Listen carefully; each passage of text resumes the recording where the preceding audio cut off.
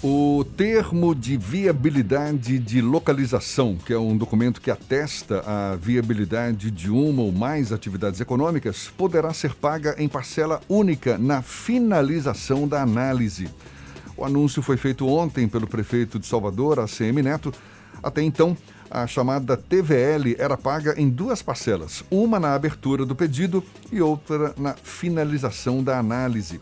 A gente fala mais sobre o assunto conversando agora com o secretário de Desenvolvimento e Urbanismo de Salvador, Sérgio Guanabara. Mais uma vez, o nosso convidado aqui no Issa Bahia. Seja bem-vindo. Bom dia, secretário. Bom dia, Jefferson.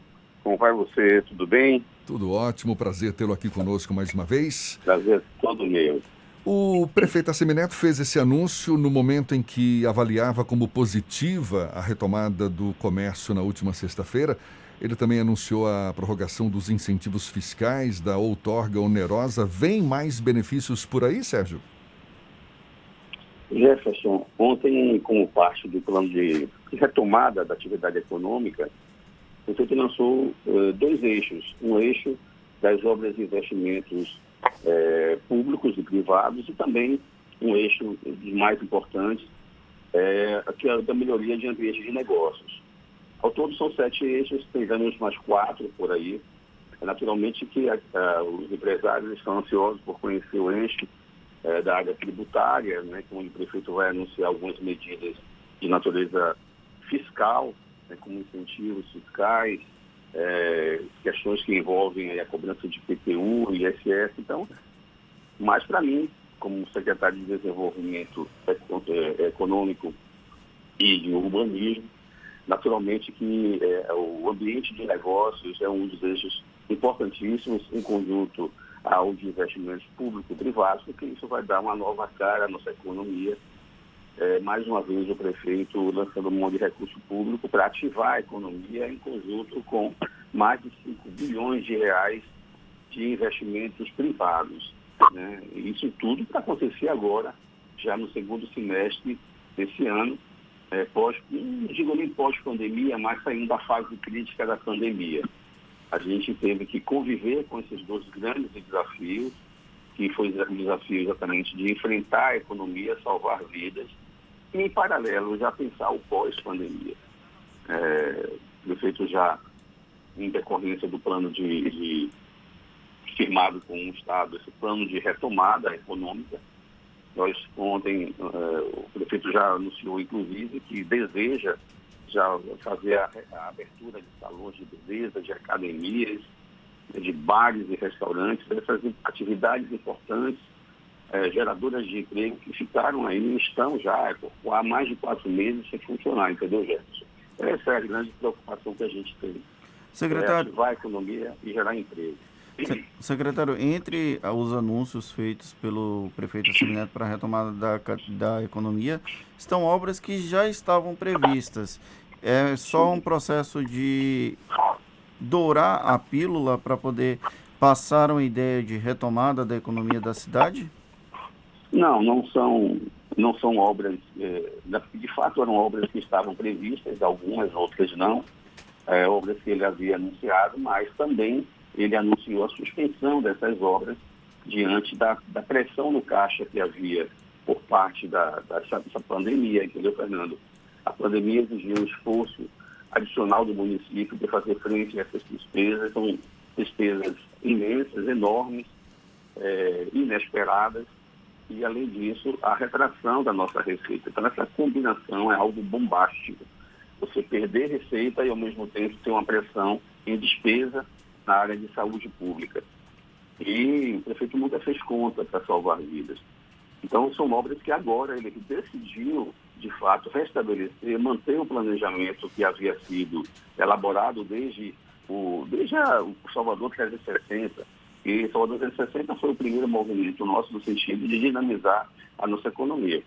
Então, eu não diria dessa forma. O prefeito, na verdade, está fazendo mais um grande esforço para ativar a economia e gerar emprego. Nossa grande preocupação. Nós perdemos muito emprego, não foi pouco. Salvador vinha numa crescente, Fernando, de ser a pior cidade em geração de emprego, em último lugar, para ser a primeira, né? A primeira na geração de emprego no Norte e Nordeste. E A gente tem que restabelecer essa posição. Não dá para o Salvador conviver numa situação de desemprego como convivia antes. Secretário, desde o início da pandemia, a gente ouve reclamação de empresários que representam determinados segmentos da economia, no sentido de não serem ouvidos pelos gestores públicos exatamente no momento em que são tomadas essas decisões que dizem respeito aos próprios empresários, aos próprios segmentos da economia. Como é que está essa interlocução da prefeitura com o empresariado, com os diversos setores da economia? Está uma interlocução efetiva? É colocada numa mesa de discussão esses temas todos que dizem respeito aos diversos setores? Não tenho a menor dúvida. É um DNA nosso de sentar com o empresariado e dialogar. Sempre foi assim, não será diferente.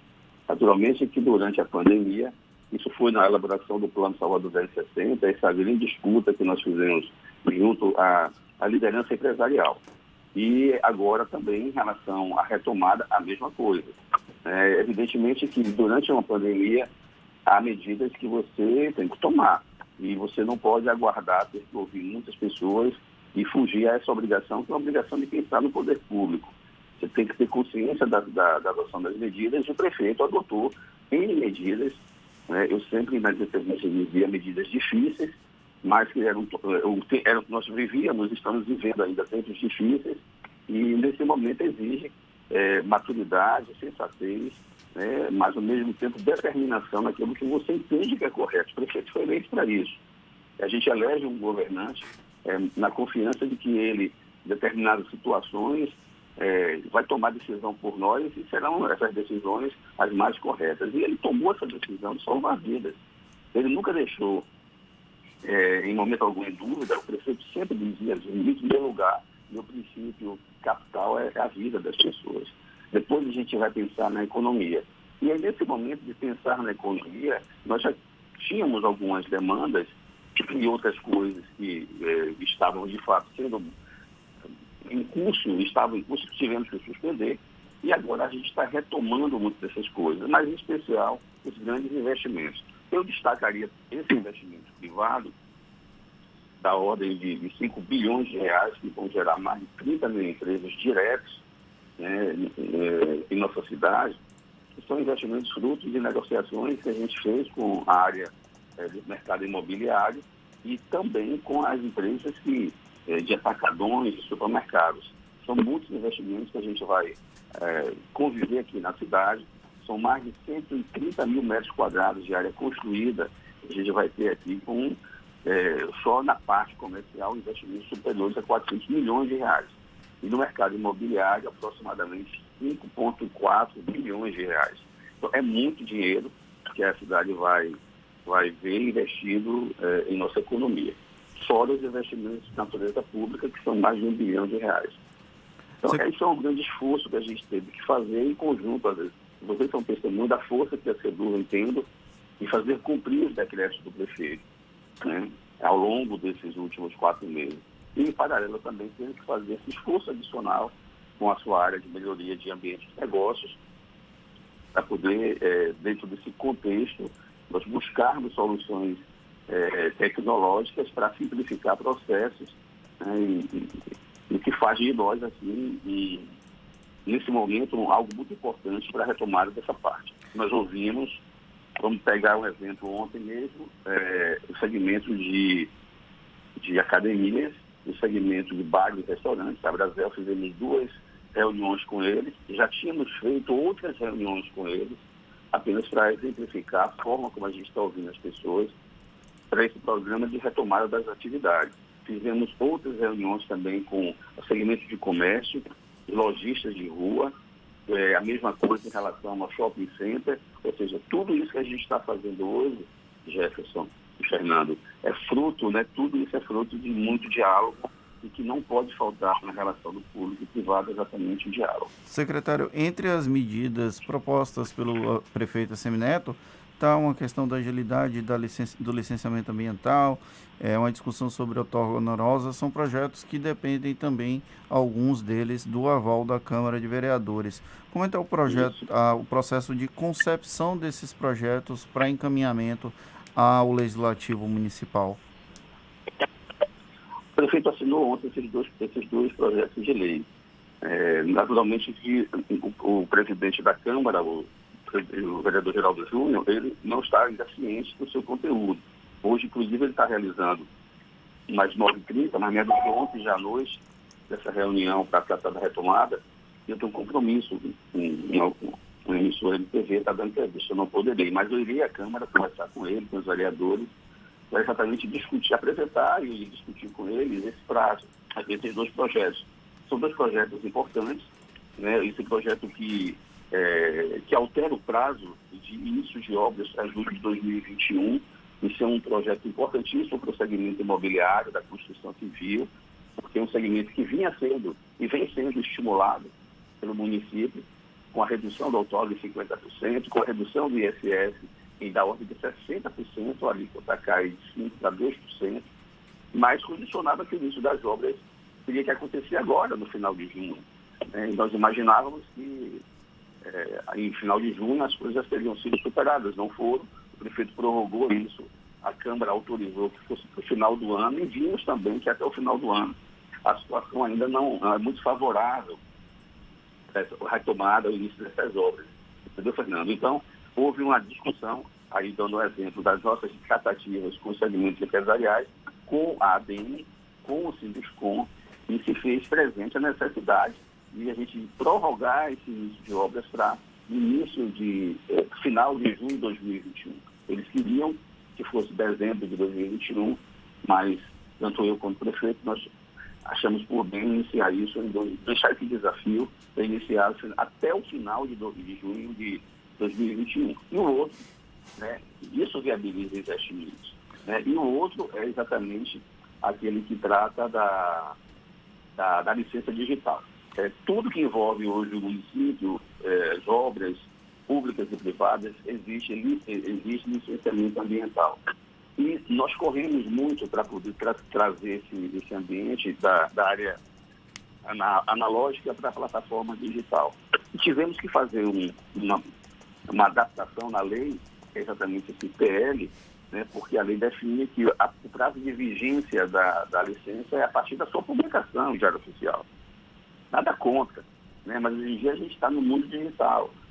Os serviços precisam ser acelerados. Nós fizemos a mudança de plataforma e precisávamos que, de forma digital, autorizar, deferir a licença, ela vai ser imediatamente encaminhada via e-mail para o requerente e que naquele momento ele já tem a sua validade. Então, a melhoria é exatamente nesse ponto. Esse simples ponto faz com que a gente ganhe 30 dias e quando a gente fala a gente está falando do empresário. Para ele é muito importante. Eu tenho uma absoluta convicção que essas razões serão corroboradas pelo nosso legislativo. O presidente Geraldo Júnior sempre foi uma pessoa parceira do executivo, sensível às questões empresariais, e não é dessa vez que a Câmara e o seu líder maior, o presidente Geraldo Júnior, faltará com a cidade. Uma outra questão do prefeito ontem na coletiva foi sobre a possibilidade da reabertura das praias.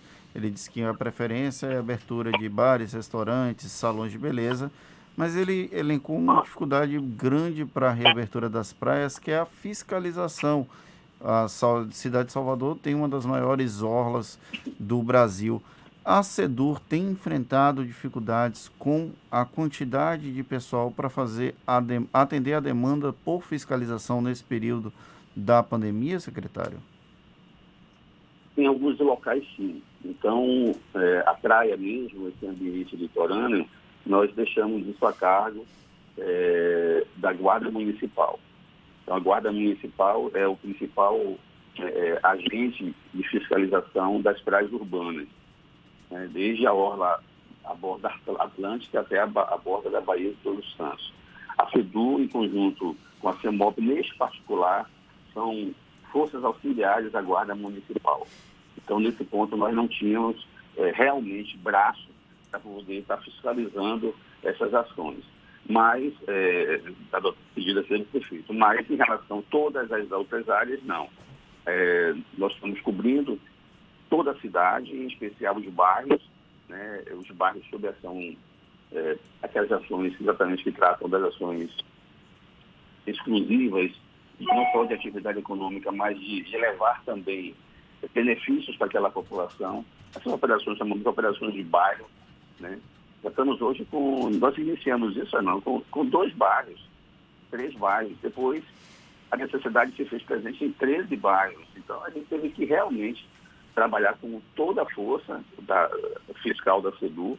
Nós temos 120 agentes, colocamos todos eles na rua, como estão hoje, desde sexta-feira também, em regime de escala, trabalhando, fiscalizando a retomada de shopping, centros comerciais, congêneres e também as lojas acima de 200 metros quadrados.